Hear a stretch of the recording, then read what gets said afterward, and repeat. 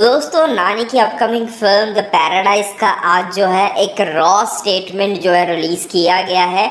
और to be very honest, teaser को पहली बार, ग्लिम्स को पहली बार देखने के बाद मुझे पहली बार में, सच बता रहा हूँ, पहली बार में जो है यकीन ही नहीं हुआ। मतलब यकीन ही नहीं हुआ कि भाई ये मैं नानी की किसी अपकमिंग फिल्म का जो है ग्लिम्स देख रहा हूँ। अभी जस्ट हिट 3 के अंदर वो ब्रूटल अवतार देखने के बाद ही एक तरीके से एक शॉक पड़ गया था कि भाई नानी अब एकदम ही मतलब ब्रूटल में जा रहे हैं।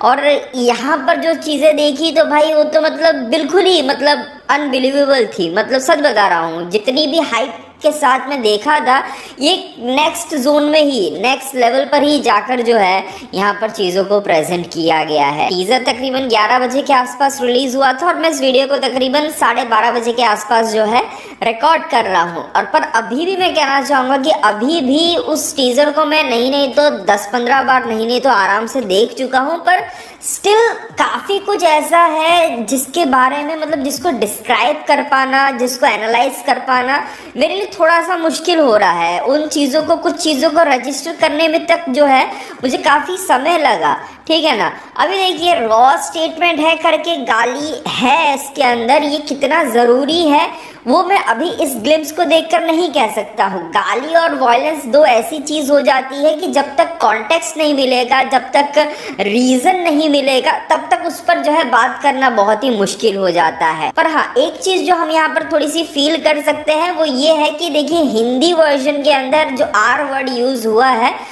वो बहुत कॉमन गाली नहीं होती है। हालांकि इस टीजर के अंदर गाली की तरह उसे लिया भी नहीं गया है, वो आगे हम बात करेंगे, पर वो जो गाली है वो बहुत कॉमन नहीं है। बहुत ही रेयर केस में ये आर वर्ड जो है यूज किया जाता है। होता है ना कि मतलब एक समाज के अंदर एक कुछ वैसे वर्ड्स होते हैं गालियों के जो बहुत ही कैजुअली जो है यूज़ कर दिए जाते हैं, तो वो आर वर्ड हिंदी ऑडियंस के बीच में उतना मतलब बहुत कैजुअली जो है यूज़ नहीं किया जाता है। पर जो एल वर्ड है वो देखा जाए तो तेलुगु ऑडियंस के बीच में बहुत ही कैजुअली जो है यूज़ किया जाता है। दुख की बात है, पर हाँ जो है वो है, जो मैंने देखा है, नोटिस किया है, वो यूज़ होता रहता है। पर यहाँ पर इस ग्लिम्स की अगर हम बात करें तो उसे गाली की तरह नहीं, हाँ डेफिनेटली सोसाइटी के अंदर उसे गाली की तरह उस वर्ड को यूज किया जाता हो, पर जो कैरेक्टर यहाँ पर खुद को इंट्रोड्यूस कर रही है, अपने बेटे को इंट्रोड्यूस कर रही है, वो अपनी एक आइडेंटिटी बता रही है। और यही एक कारण है कि इस टीजर का एक बहुत ही डिफरेंट एक इम्पैक्ट पड़ जाता है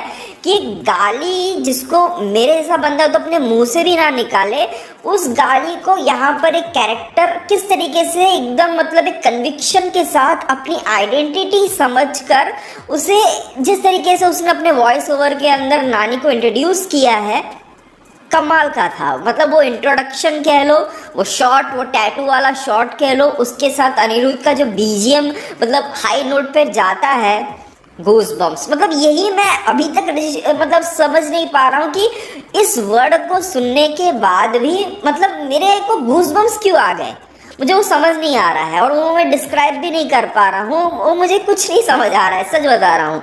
तो ये एक चीज़ है जो इस टीज़र के अंदर मैंने बहुत ही मतलब डिफरेंट सी जो है मैंने फील की।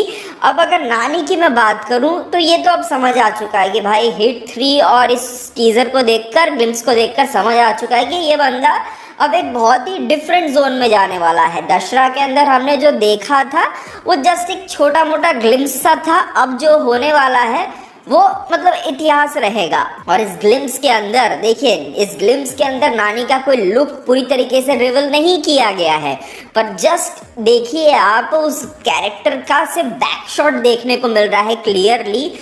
वो लंबे लंबे चोटी, उसके अंदर पीठ पे जो घाव के निशान है, जिस तरीके से वो लचकते हुए, मतलब वो बॉडी लैंग्वेज जो हमें देखने को मिल रही है, मतलब बैक शॉट से ही, मतलब पीछे से ही मतलब वो फील आ रहा है कि कैरेक्टर कितना डेडली हो सकता है। तो जस्ट मैं यही एक्साइट कर रहा है देखने के लिए कि जब सामने से बंदे का एक्सप्रेशन वगैरह देखने को मिलेगा तब क्या होगा। नानी के अलावा अगर बात करें यहाँ पर अनिरुद्ध की, तो अनिरुद्ध के बारे में कहना चाहूँगा कि पिछले साल उनके बीजीएम्स के लेकर जो है बहुत ही ज़्यादा आलोचना हुई थी। हर बीजीएम जो है बहुत ही सिमिलर सा जो है साउंड कर रहा था। बट अभी रिसेंटली अगर देखा जाए तो बात करें किंगडम की और बात करें द पैराडाइज की, दोनों के अंदर बहुत ही डिफरेंट और कह सकते हैं कि अनिरुद्ध के रेगुलर बीजीएम से बहुत ही डिफरेंट बीजीएम सुनने को मिल रहा है। दोनों ही एक फ्लेवर के साथ आते हैं, अलग अलग फ्लेवर के साथ आते हैं। किंगडम का भी बहुत ही बेहतरीन था और यहाँ पर भी ये बीजीएम पहले जब मैंने सुना, मैं सच बता रहा हूँ, पहले सुना तो मुझे बहुत ही साधारण सा लगा, पर जैसे जैसे जैसे जैसे 2 3 4 5 10 12 बार जब मैं पहुंचा लास्ट तक देखने में, इतने बार जब मैंने देखा, तब जो है वो एक अलग ही नोट पर जाकर हिट कर रहा था। बाकी देखिए ग्लिम्स के ऊपर ही कहा जा रहा है कि तकरीबन 1 करोड़ के आसपास का जो है खर्चा किया गया है और वो चीज़ें विजुअली हमें नज़र भी आ रही हैं, जो सिनेमेटोग्राफी है, जो कलर ग्रेडिंग है।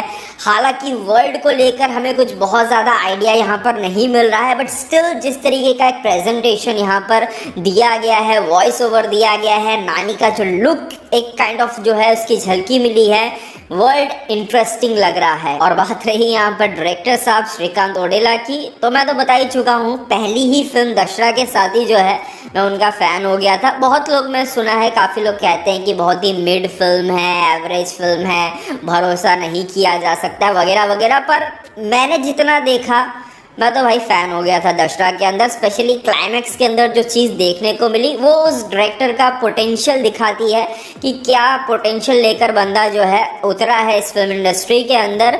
और जस्ट मैं यही कह सकता हूँ कि अगर इस फिल्म ने बॉक्स ऑफिस पर वो एक्सेप्टेंस हासिल कर ली ऑडियंस के द्वारा और एक अच्छी फिल्म अगर निकलती है, और उसके बाद तो वो सीधा चिरंजीवी साहब के साथ आ रहे हैं और वो जो एक अलग लेवल का एक जो क्रेज़ रहेगा फिर उस फिल्म के लिए, पागलपन होने वाला है। तो देखते हैं, इंटरेस्टिंग लग रहा है प्रोजेक्ट, काफ़ी एक्साइटिंग लग रहा है। नानी को इस तरीके के डिफरेंट अवतार में देखना बहुत ही मतलब एक्साइटिंग बात हो जाती है अपने आप में। बाकी ग्लिम्स आपको पर्सनली कैसा लगा, आपको क्या फील हुआ, जो भी है कमेंट सेक्शन में ज़रूर शेयर कीजिएगा। मिलते हैं हमारे अगले वीडियो में, तब तक के लिए बाय बाय।